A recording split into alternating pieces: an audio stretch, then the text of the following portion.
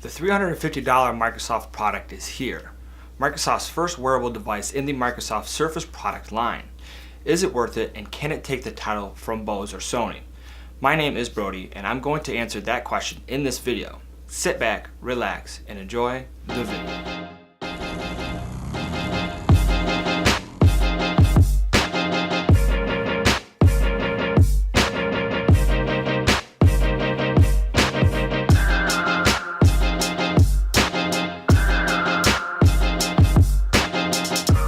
Let's take a look at the design and comfort. If you want a pair of headphones that looks great, then yeah, the Microsoft Surface headphones will definitely do the trick.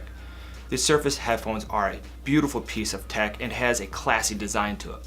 One thing I did notice, which I liked in the design, is the yokes. They are made out of aluminum instead of cheap plastic. The headphones are definitely not made out of any cheap materials, so you are definitely getting your money's worth out of the design itself. I do wish that the headphones could fold in half to save more room when you store it into your book bag, your purse, or maybe in the closet. You get the picture. The headphones are not too heavy, weighing under a pound, and underneath the adjustable headband there is some padding, not really thick, but I didn't notice any discomfort when wearing them for a long period of time. The ear cups are made out of memory foam and are pretty thick, giving you a lot of comfort around your ears, which my ears fit inside perfectly. Now granted, I have heard people say that these are not as comfortable as they expected, and to me they are probably the most comfortable headphones that I've ever worn.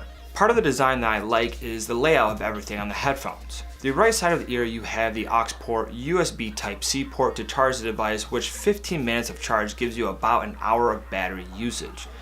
You have the mute button to mute the built-in mic, and then the power button. Both cans have touch feature on the side for play, pause, skip, and previous track, answer calls, and so on. A long press will activate your default assistant if you do not have Cortana installed on your cell phone or tablet, etc. Now what I like and is different from other headphones is the rotating rings around both cans. The right ear, the dial can adjust the volume up and down, and the movement is really nice and super smooth. The left ear, the dial can adjust 13 noise canceling settings, and again the movement is super smooth. Now this is where I think Microsoft did a really great job on, is the noise canceling feature.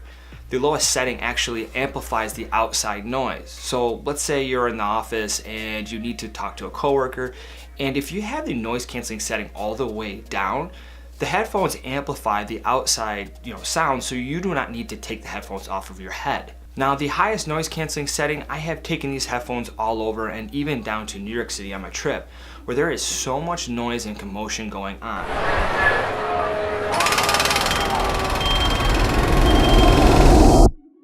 I was really impressed by the noise canceling on these headphones. They do a really good job blocking outside noise and just keeping everything quiet and relaxing, which is a big plus for me when I travel or just need some quiet time at the office or here at home.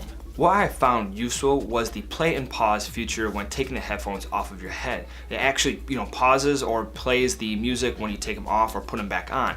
I did notice a couple of times where I was listening to music or some of my favorite YouTubers that it didn't pause what I was listening to when taking them off. Not sure why, but it has happened a couple of times. The sound quality was great, but not the best I've heard in headphones. The bass is strong and punchy, but if you're a bass enthusiast, I don't think this will satisfy you. I also felt like the highs were a little bit low to me. They're lacking aptX, AAC, or LDAC for better quality sound for Bluetooth. I still think it gives good premium sound, and it definitely pleases me, which I think will please you as well. It's just not the best sound quality that I've heard in headphones for this price. Now the big question, and I'm sure you have been waiting for, should you buy these headphones and are they worth it? This is where it's really tough, for me at least, and seriously it's just in the middle. If you have the money and you love Microsoft, you want the cool design and features, the comfort, you want that great noise canceling settings, and good sound quality but just not the best, then yes, totally go for it. I give it a thumbs up. If not, you could use them as really expensive earmuffs. It's really cold, I'm leaving. Now, if you want most of that but a little bit better sound quality and longer battery life, like 20 hours, 30 hours of playtime instead of 15 hours from Microsoft for the same price, then I suggest you to take a look at the Bose Quiet Comfort 35-2s or the Sony 1000X M3, which I have not tried the Sonys, but I've heard really good reviews on them. Now, let's keep in mind here, this is Microsoft's first shot at making headphones, which they did a really great job at.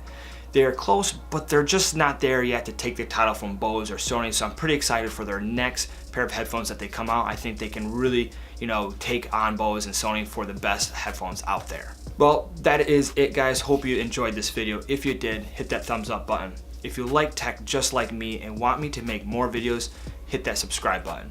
Comment down below, let me know what your thoughts are and what you'd like to see in my future videos.